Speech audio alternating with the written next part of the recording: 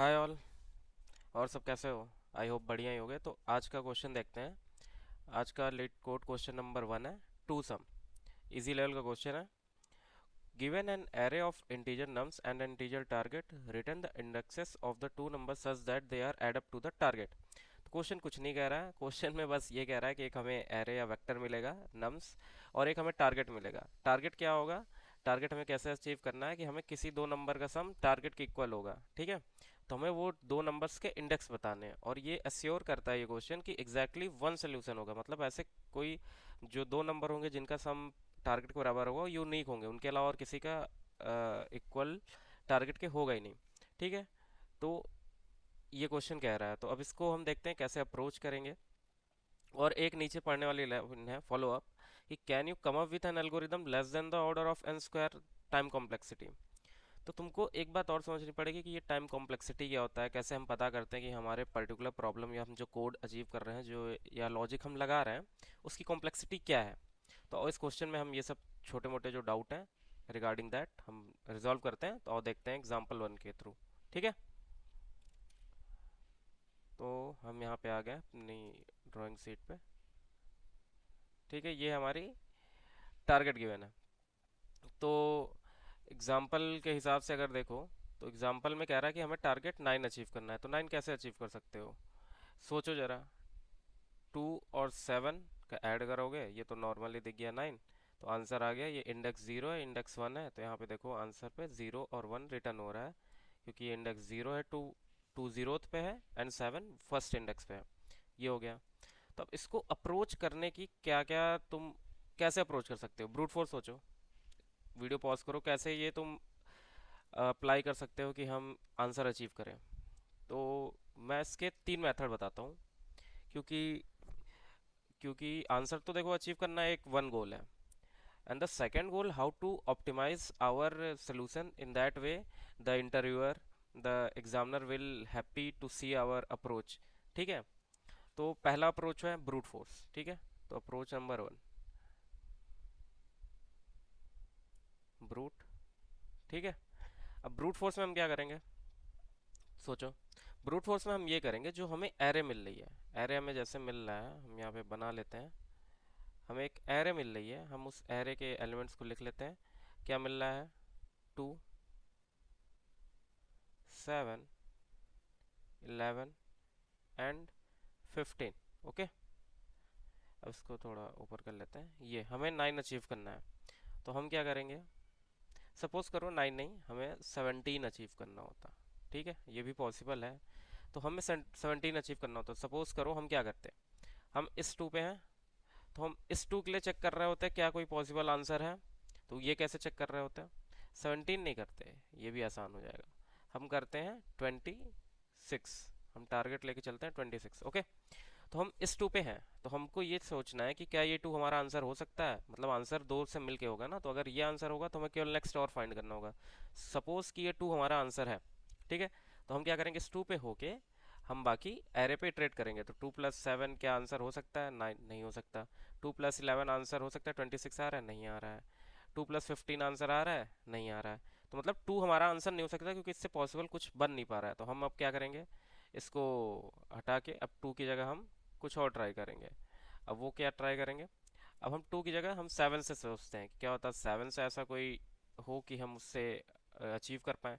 तो 7 + 11 क्या होता है? 18, नहीं। 7 + 15 22, नहीं, ये भी हमारा पॉसिबल आंसर नहीं। तो मतलब हम 7 से भी अचीव नहीं कर सकते। अब हम क्या करते हैं? 11 से ट्राई करते हैं। तो जब हम 11 से ट्राई करते हैं तो केवल एक ही ऑप्शन बचता है, 15, 11 15 26। तो yes, it will be our answer. तो हम इस तरीके से आंसर अचीव कर सकते हैं दो फॉर लूप चला के, ठीक है। तो अब इसमें सोचो कि हम एक एलिमेंट के लिए कितनी बार हम ट्रैवर्स कर रहे हैं? n times. और ऐसे कितनी एलिमेंट हैं? n एलिमेंट्स के लिए n टाइम्स कर रहे हैं। तो इसकी टाइम कॉम्प्लेक्सिटी क्या होगी? सोचो। Order of n into n, जो कि होता है ऑर्डर ऑफ n स्क्वायर। ये हमारा ब्रूट फोर्स था। जब बेसिक हम यही क्वेश्चन कह रहा है कि दो एलिमेंट मिलेंगे, हमने दो लूप चला के ढूंढ लिया, ठीक है। ये क्वेश्चन कह रहा था, ये हमने कर दिया, आंसर हमारा अचीव हो गया। और हमारी टाइम कॉम्प्लेक्सिटी क्या आई है? Order of n square. But question में कह रहा है कि ट्राई करो, क्या तुम अचीव कर सकते हो n स्क्वायर से कम complexity, less than n square complexity. तो हाँ भाई, हम कर सकते हैं। देखते हैं। तुम आए हो मेरे चैनल पे भाई, तो करते हैं, इसका भी कुछ जुगाड़ करते हैं। पर यार तुम लोगों से एक बात है, तुम लोग चैनल नहीं सब्सक्राइब करते हो।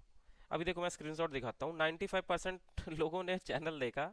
ठीक है भाई, देखा, सब्सक्राइब कर दो, थोड़ी मोटिवेशन मिलती है मुझे वीडियो बनाने की। ठीक है। तो अब सेकंड अप्रोच देखते हैं कि इसको और ऑप्टिमाइज कैसे कर सकते हैं। ठीक है। तो अगर इसको बेटर करना है थोड़ा, तो हम क्या कर सकते हैं कि हम बार बार ना ढूंढें, हमें पता लग जाए कि हम सपोज करो कि जैसे हम 26 हमें चाहिए था, तो 26 हम क्या क्या ऊपर से हम क्या करते हैं, हम इसको कॉपी कर लेते हैं। एक मिनट रुको, ये जो हमारी एरे है, हम इसकी रिक्वायरमेंट तो आई, तो हम यहाँ पे पेस्ट कर लेते हैं। ठीक है, ये हमारी एलिमेंट। अब 26 है, 26 तो हमें चाहिए ही चाहिए। तो अब अगर हमें ये पता लग जाए कि जैसे इसमें से अगर हमें पता है कि हम ए ले रहे हैं, तो हमें अगला ये पता हो कि 26 माइनस ए क्या हमारे पास है। अगर ये पता चल जाए तो इन दोनों का सम हम बना के कर सकते हैं। ठीक है। तो हमें ये दो नंबर चाहिए, तो हम मैप यूज़ कर सकते हैं यहाँ पे। अनऑर्डर्ड मैप यूज़ कर लो क्योंकि उसकी कॉम्प्लेक्सिटी कम होती है, तो अनऑर्डर्ड मैप यूज़ कर सकते हैं हम। तो उसको कैसे हम करेंगे, अब यहाँ पे देखो कि अगर सपोज करो कि अगर टू हमारा आंसर होता, एक हम मैप बना लेते हैं पहले, मैप बना लेते हैं यहाँ पे। ठीक है। अब मैप में क्या होगा कि अगर टू हमारा आंसर होता, सपोज करो हम टू पे हैं, तो टू पे अगर हमारा आंसर होता, इसकी इंडेक्सिंग कर देते हैं, 0 1 2 3। अगर टू एक हमारा आंसर होता, हमें 26 बनाना है और टू उसमें से एक आंसर होता, तो अगला क्या होता, अगला हमें क्या चाहिए, 26 - 2 जो कि होगा 24। तो क्या 24 हमारे मैप में एग्जिस्ट करता है? मैप में तो अभी कुछ नहीं एग्जिस्ट करता। तो मतलब टू हमारा आंसर तो नहीं है, फिलहाल तो नहीं है। ठीक है, क्योंकि 26 तो 24 तो लाई नहीं करता। तो इस केस में अगर हमारा ऐसा कुछ केस आता है कि जिस बार हमें आंसर नहीं मिल पाता, तो हम क्या करते हैं, उस वैल्यू को, उसको की बना देते हैं, जो भी हमारी वैल्यू होती है उसके इंडेक्स को हम वैल्यू बना देते हैं, की वैल्यू पेयर में हम पुश कर देते हैं। तो टू एंड ये किस इंडेक्स पे, 0th, ये इंडेक्स में हमने पुश कर दिया अपने मैप में। सेम गोज फॉर, हम क्या करेंगे, सेम यही हम क्या अप्लाई करेंगे यहाँ पे। अगर तुम देखो, अगर हम फिर 7 पे आते हैं, तो ऐसे ही 26 अचीव करने के लिए हमें क्या चाहिए, 26 - 7 आता है 19। तो क्या हमारे मैप में 19 है? नहीं है। तो मतलब 7 भी हमारा आंसर नहीं हो सकता। तो हम उसको पुश कर देते हैं और उसकी इंडेक्स 1 यहाँ पे स्टोर कर देते हैं। ऐसे ही अगर हम 11 लेते हैं, 11, अगर 11 को कंसीडर करते हैं, तो 26 - 11 क्या आता है, 15। तो 15 तो वैसे है, बट हमारे मैप में 15 है अभी तक? नहीं, मैप में 15 नहीं है, तो आंसर अभी हम नहीं दे पाएंगे भाई। तो हम यहाँ 11 और उसकी इंडेक्स 2 यहाँ पे स्टोर कर देते हैं। अब आया खेल 15 का। तो जब हम 15 पे जाते हैं, तो हमें अगला नंबर क्या चाहिए होगा, 26 - 15, हमें चाहिए होगा 11। तो 11 क्या है हमारे मैप पे, yes we have 11 at index 2। हमें ये कहाँ से पता लगा, यहाँ से पता लगा। तो ये हमने कैसे, तो यस हम इस केस में बस रिटर्न कर देंगे जो हम हमारे मैप में पहले वैल्यू स्टोर होगी 2, 3 इंडेक्स पे अगर हम लेते हैं, तो हमारा आंसर अचीव हो जाएगा 26, और जो कि ये दोनों हैं। ठीक है। अब इसकी कॉम्प्लेक्सिटी क्या होगी, अगर हम मैप स्टोर करते हैं तो इसकी कॉम्प्लेक्सिटी क्या होगी। अब देखो हम n बार तो ट्रैवर्स कर रहे हैं एक एक एलिमेंट पे, तो उसकी तो n हो गई। अब हर ट्रैवर्स पे हम क्या कर रहे हैं, एक बार फाइंड ऑपरेशन कर रहे हैं अगर मिल ढूंढने के लिए, अगर नहीं मिलता है तो एक बार पुश कर रहे हैं। तो फाइंड और पुश की, ठीक है, क्या होती है cost in map, log n। ठीक है। तो n टाइम्स log n, और जो log n होता है तुम्हारा, अगर मैथ थोड़ा बहुत याद होगा, जो पढ़ा होगा या पढ़ रहे होगे कॉलेज में, तो जो log n होता है वो छोटा होता है n से, ये तो बेसिक है। ठीक है। और नहीं समझ में आ रहा तो एक एग्जांपल ले लो, log बेस 10 पे 10 लेके वैसे देख लो, यहाँ तो बेस 2 होता है और 10, तो ये क्या हो जाएगा, ये 1 हो जाएगा। बेस और ये सेम है, 1 और 10, देखा, ऐसे भी प्रूफ हो गया। तो n log n इसकी कॉम्प्लेक्सिटी हो गई। ठीक है, आई होप इतना क्लियर होगा तुम लोग को। अब ये पहले वाले से तो छोटा हो गया, क्योंकि पहले क्या आ रहा था n स्क्वायर, उससे कम तो कर लिया, बट यहाँ पे हम क्या यूज़ कर रहे हैं, स्पेस। पहले वाले में हम स्पेस नहीं ले रहे थे, बट हम यहाँ पे स्पेस हमको लेना पड़ रहा है मैप में स्टोर करने के लिए। और स्पेस कितना लेना पड़ रहा है, ये तो चलो टाइम हो गया। स्पेस कितना जा रहा है हमारा, हम ऑर्डर ऑफ n का स्पेस हम यूज़ कर रहे हैं इसको स्टोर करने में, क्योंकि n एलिमेंट्स है, n एलिमेंट को स्टोर कर रहे हैं हम। इसको और ऑप्टिमाइज कर सकते हैं हम, स्पेस लिए बगैर भी काम कर सकते हैं। क्वेश्चन में नहीं कह रहा, मैं एक टास्क दे रहा हूँ, सोचो और क्या कर सकते हैं। और हम काम कर सकते हैं कि यहाँ पे तो चलो एरे सॉर्टेड दी हुई थी, अब हम अप्रोच 3 देखते हैं, अप्रोच 3 कैसे करेंगे। एक नया एग्जांपल लेंगे उसके लिए। चलो अप्रोच 3, ये हमारा ऑप्टिमल होगा, ठीक है। ऑप्टिमल अप्रोच, ऑप्टिमल, चलो एक एग्जांपल ले लेते हैं पहले। एक एरे है, चलो हमारे पास, सपोज करते हैं उसमें एलिमेंट मैं लिख देता हूँ 10, 7, 11, 2 एंड 4, ये है। और टारगेट जो है हमारा वो है तुम्हारा 18, सपोज 18 टारगेट है तुम्हारा, ठीक है। अब इस केस में हमको क्या करना है, एन स्क्वायर से भी कम लेके आना है, स्पेस भी नहीं यूज़ करना है। तो इसकी एक है कि हम इसको क्या करें, सॉर्ट करें। तो ये तो चलो ऊपर वाला क्वेश्चन सॉर्टेड ऑर्डर में था, इसलिए मैंने ये वाला लिया कि अनसॉर्टेड तुम्हें मिल जाए तो समझने में आसानी होगी कि हर बार सॉर्टेड ही नहीं मिलेगा हमको। तो चलो अगर हमें अनसॉर्टेड मिला तो हम इसको पहले क्या करेंगे, सॉर्ट करेंगे, ठीक है। और सॉर्ट की कॉम्प्लेक्सिटी होती है n log n, ठीक है। तो सॉर्ट करने के बाद हमारा क्या बन जाएगा, तो यहाँ हम बनाते हैं अपनी एक नई। तो सॉर्टिंग के बाद यहाँ पे आ जाएगा 2, यहाँ आएगा 4, यहाँ 7, यहाँ 10 और यहाँ पे 11, ठीक है। अब अब सॉर्टिंग के बाद हम क्या करेंगे, हम दो पॉइंटर लेंगे, दो पॉइंटर केवल। हम पूरी एक एरे नहीं बनाएंगे, ऑर्डर ऑफ एन नहीं लेंगे, केवल हम दो पॉइंटर, दो वेरिएबल लेंगे, एक स्टार्ट एक एंड। स्टार्ट को एकदम स्टार्ट पे रखेंगे, एंड को एकदम ही एंड पे रखेंगे, ठीक है। अब दोनों का हम सम लेंगे। तो अगर हम 2 और 11 का सम लेते हैं तो क्या आता है, 2 और 11 का सम लेते हैं तो आता है 13। तो 13, और टारगेट क्या है हमें, अगर यहाँ ऊपर देखोगे तो टारगेट हमें क्या मिल रखा है, 18। तो 13 18 से छोटा है, तो जब अगर हमारा टारगेट से अगर हमारा सम छोटा होगा तो हम क्या करेंगे, अपना स्टार्ट वाला पॉइंटर आगे बढ़ा देंगे, क्योंकि अभी हम आंसर से पीछे हैं तो हमें और आगे जाना होगा, ठीक है। तो हमें आगे जाने के लिए क्या करना होगा, हम अपने पॉइंटर को यहाँ से हटा के 4 पे करेंगे। अब दोनों का सम क्या है, अब दोनों का सम आ रहा है 15। अब भी आंसर से क्या है, छोटा है। तो हम फिर अपने पॉइंटर को एक आगे बढ़ाएंगे और ये कितना होगा, 11 + 7 18, यस हमने अचीव कर लिया अपना। और ये बस हम इन दोनों की इंडेक्स की रिटर्न कर देंगे। तो यहाँ देखो तीन केस बनेगा, जब सम जो हो टारगेट के इक्वल है तब तो हम दोनों इंडेक्स रिटर्न कर देंगे, जब सम छोटा हो टारगेट से तो हम क्या करेंगे, अपना जो स्टार्ट है उसको एक प्लस प्लस आगे बढ़ा देंगे। और अपोजिट हुआ, अगर सम हमारा ज़्यादा हो गया टारगेट से, मतलब हम आगे निकल गए सम से, तो उस बार क्या करना होगा, हमको एंड को माइनस कर करके पीछे लाना होगा।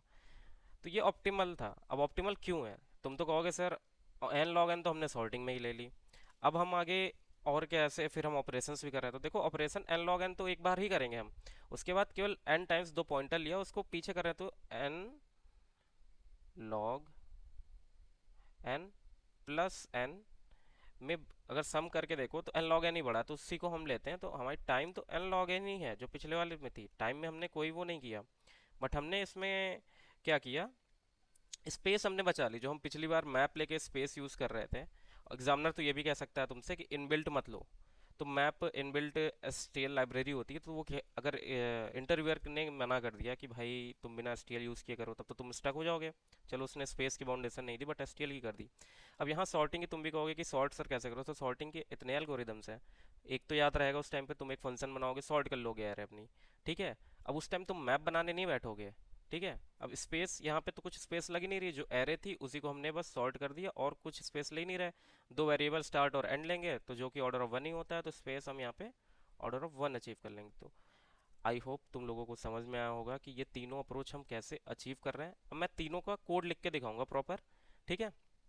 अब ये मत कहना कि अब देखो भाई मैंने तो अपना काम कर दिया यहाँ तक समझाने का, अब आपका ये टास्क है कि आप जाओ कोड करो, तीनों अप्रोच कोड करके देखो कि हाँ भाई मैं कर पाता हूँ कि नहीं। सबसे ज़रूरी तो वो है, मुझे क्या, मुझे तो आ ही रहा है। तुम अपना देखो कि तुम कैसे लॉजिक से कोड तक पहुंच पा रहे हो कि नहीं पहुंच पा रहे हो। पहले तुम अटेम्प्ट करो, अगर नहीं हो पाता तो फिर वीडियो तो है ही, ये कहाँ जा रही है। ठीक है, तो चलो अब इसी को हम कोड करके देखते हैं। पहला अप्रोच यहाँ पे मैं लिख देता हूँ, अप्रोच वन।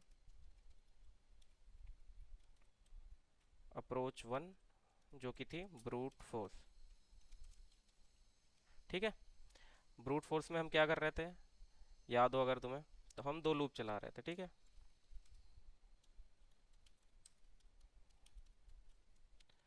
एक यहाँ पे n बना लेते हैं हम, anti n nums dot size. ठीक है, तो यहाँ से n निकाल लिया। n से हम कहाँ तक जा रहे हैं, दो लूप चला रहे हैं, तो हम लूप में क्या देखेंगे, एक लूप और चाहिए, int j equals to i plus one.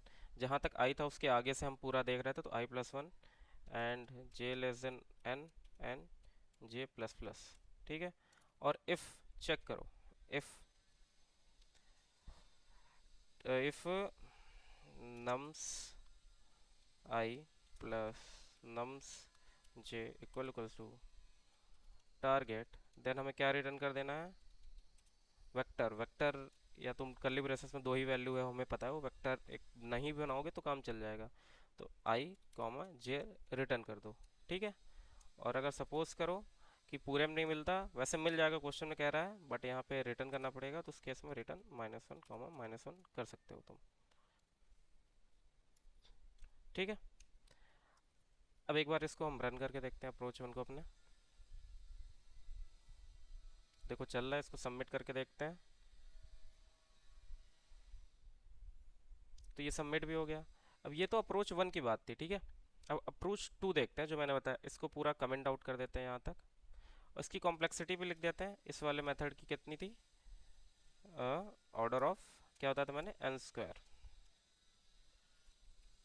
ठीक है, अब इसको पूरे को कमेंट आउट कर देते हैं हम, और हम अब अप्रोच टू पे आते हैं, जहाँ पे हम मैप यूज़ कर रहे थे। तो मैप यूज़ कर रहे थे तो एक हमें मैप बनाना पड़ेगा। तो हमें मैप भी दो तरीके के होते, एक ऑर्डर्ड एक अनऑर्डर्ड। तो हमें यहाँ ऑर्डर की ज़रूरत तो है नहीं, किसी भी ऑर्डर में हम पुश कर सकते हैं, तो यहाँ पे हम अनऑर्डर्ड बना लेते हैं, unordered map of type int comma int. Okay, MP नाम दे देता हूँ मैं। अब हम क्या करेंगे, यहाँ पे भी एक फॉर लूप चलाते जाएंगे, int i equals to zero, i less than n and i plus plus.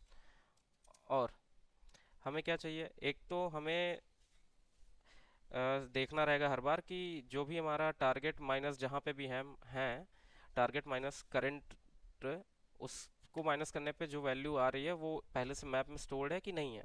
तो हमें क्या चाहिए होगा, एंटी रिक्वायर्ड क्या है, टारगेट माइनस नम्स आई। ठीक है, और हम बस ये चेक करेंगे, इफ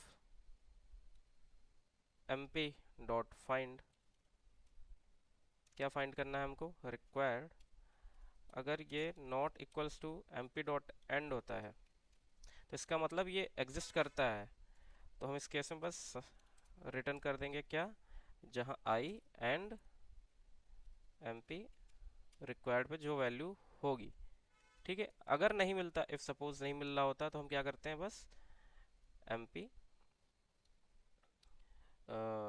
नम्स आई पे आई हर बार स्टोर होता जाता है। ठीक है, अगर कोई वैल्यू आ रही है तो बस उस वैल्यू पे हम वो आई स्टोर कर देते हैं। जैसे कि हमने प्रीवियस देखा था कि टू लेने पे हमें क्या कहते हैं, नहीं मिल पा रहा था, तो हम टू की वैल्यू पुश करते जा रहे थे मैप में। तो ये यहाँ पे पुश का काम हो रहा है, और बस ये सारा हो जाएगा। तो आंसर एक तो मिल ही जाएगा, अगर नहीं भी मिलता है तो हम यहाँ पे return minus one comma minus one कर देते हैं।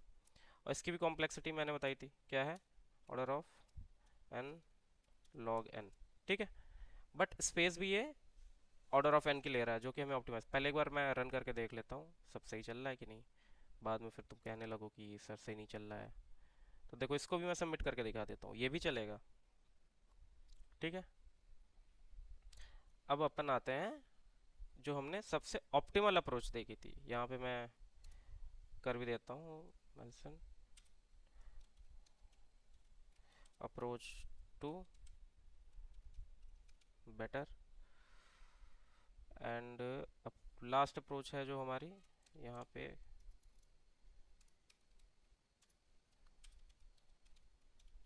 अप्रोच 3, वो क्या है, ऑप्टिमल। ठीक है। अब इसको मैंने क्या बताया था कैसे करेंगे हम, थोड़ा सोचो। हम क्या करेंगे, पहले जो भी हमें मिल रही होगी वेक्टर हम उसको सॉर्ट करने की कोशिश करेंगे।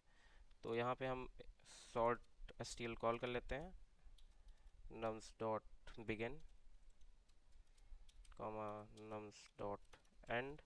ठीक है। अब सॉर्टिंग बाद मैंने क्या कहा था, दो पॉइंटर लेंगे, एक स्टार्ट एक and.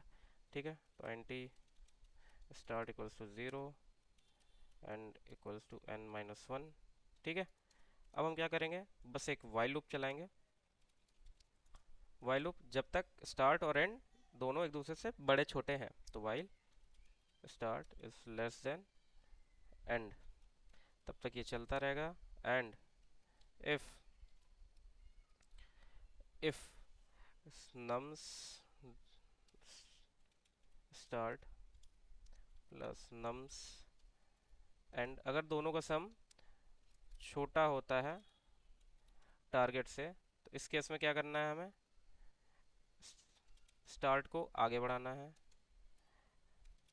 Else if nums start plus nums and, अगर दोनों का सम सपोज करो टारगेट से बड़ा हो जाता है, तो इस केस में क्या होगा, एंड पीछे आएगा। और ये दोनों नहीं होता मतलब सम टारगेट के को अचीव कर लिया, तो इस केस में एल्स सीधे रिटर्न स्टार्ट कॉमा एंड। ठीक है। ये हमारी वाइल लूप यहाँ पे ख़त्म हुई, और हम यहाँ पे रिटर्न कर देंगे एक टेम्परेरी -1, क्योंकि रिटर्न टाइप तो चाहिए ही चाहिए ना उसको, वरना वो सिंटेक्स एरर दे देगा। तो अब इसको भी एक बार रन करके देखते हैं, आई होप चल जाना चाहिए।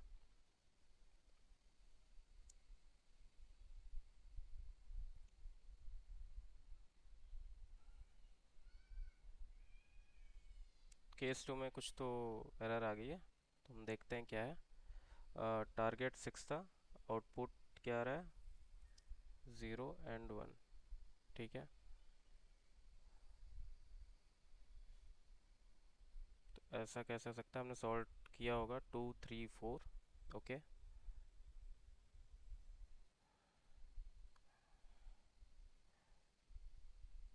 एक इफ यहाँ भी लगा लेते हैं भाई।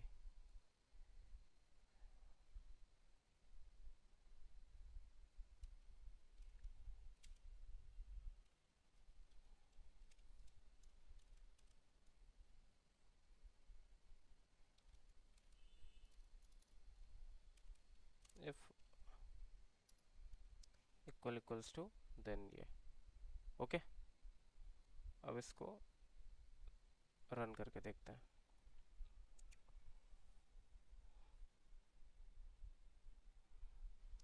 कुछ तो सिली मिस्टेक कर रहा हूँ मैं, अगर आप लोग को दिख रही हो तो कमेंट में बताना। मैं एक बार और देखता हूँ। स्टार्ट n-1 एंड ले लिया हमने सॉर्ट करने के बाद, देन वाइल लूप चला दिया, स्टार्ट लेस देन एंड। ठीक है। Start plus 2 3 4। Okay.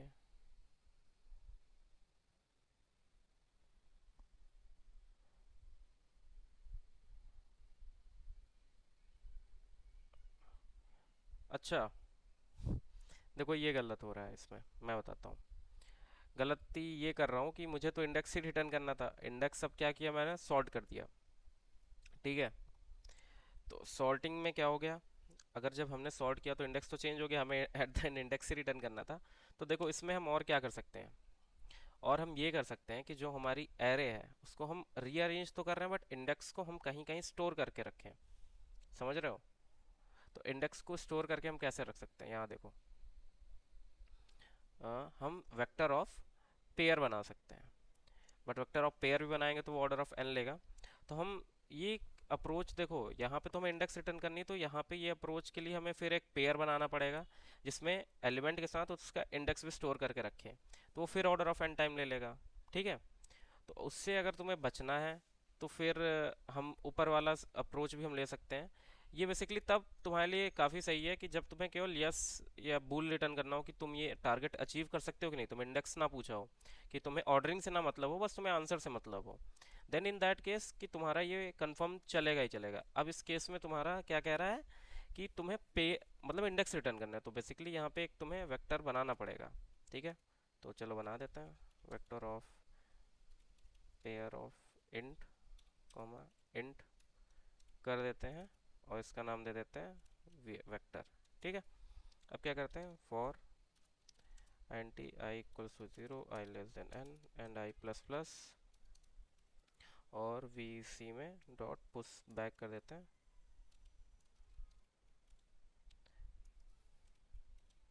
Push back क्या करेंगे, वो एलिमेंट जो भी होगा तो नम्स आई और उसकी इंडेक्स आई। ठीक है, इतना हमने पुश किया। अब यहाँ नम्स की जगह बस हम वेक्टर पास कर देंगे, तो ये वेक्टर उस नम्स आई के बिहाफ पे सॉर्ट कर देगा। ठीक है, अब हम क्या करेंगे, अब हम बार बार ये टारगेट और ये एंड तो लिख रखे हैं, बट इसको एक यहाँ पे वेरिएबल दे देते हैं। तो यहाँ करंट इक्वल्स टू क्या है, V C start dot first plus V C end dot first. ठीक है, तो ये हमारा करंट आ गया। अब यहाँ ये हमको बार बार नहीं लिखना पड़ेगा, बस यहाँ पे इफ करंट हमारा अगर टारगेट से लो है या करंट टारगेट से बड़ा है, ठीक है, तो ये हम ऑपरेशन करेंगे। और नहीं तो हमको यहाँ पे क्या रिटर्न करना पड़ेगा, स्टार्ट और एंड नहीं, यहाँ पे हमको करना पड़ेगा V C start dot second comma V C end dot second. ठीक है, अब इसको रन करके देखते हैं एक बार।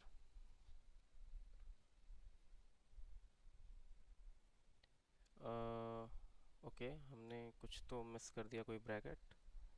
अच्छा ये केवल करंट आएगा, नम्स क्यों है यहाँ पे। ठीक है, एक बार फिर रन करके देखते हैं। तो देखो चल गया। हम क्या कर रहे थे, पहले में इंडेक्स ही चेंज कर दे रहे थे, कोई नहीं, होती रहती हैं। तो देखो फिर अचीव कर लिया, बट इसमें भी हमने ऑर्डर ऑफ एन ले ही लिया सॉर्ट ऑफ, तो सेकंड वाली अप्रोच ही सेम हो गई। तो ऑप्टिमल देखो इस केस में है कि अगर तुम ये भी दोगे तो इंटरव्यूअर को क्या लगेगा कि तुम्हारे पास वास्ट नॉलेज है, तुम्हें सॉर्टिंग का भी है, तुम्हें मैप भी यूज़ करना आता है, कैसे डिफरेंट माइंडसेट से अप्रोच कर सकते हैं क्वेश्चन। ठीक है, तो एग्जामिनर को क्या किया करो कि तुम, ऐसा नहीं है कि एक क्वेश्चन का एक ही सोल्यूशन होगा। अगर तुम्हारे दिमाग में मल्टीपल्स हैं तो तुम उसको और ऑप्टिमाइज करो, थोड़ा एग्जामिनर से बोल दो या इंटरव्यूअर से कि कैन आई टेक 5 मिनट्स और 10 minutes to think about that. तुम सोचो, और भी उसके वेज हो सकते हैं और ऑप्टिमाइज किया जा सकता है, तो उसको करो। it will definitely impress your interviewer and your chance of selection got increased by much higher percent। तो ओके, आई होप वीडियो अच्छी लगी होगी, तो यार लाइक सब्सक्राइब कर देना, दोस्तों में शेयर कर देना। ऐसी और भी इंफॉर्मेटिव्स के लिए, वीडियोस के लिए सब्सक्राइब कर लो, बेल आइकन क्लिक कर लो। फिर मिलते हैं नई वीडियो के साथ। Bye bye.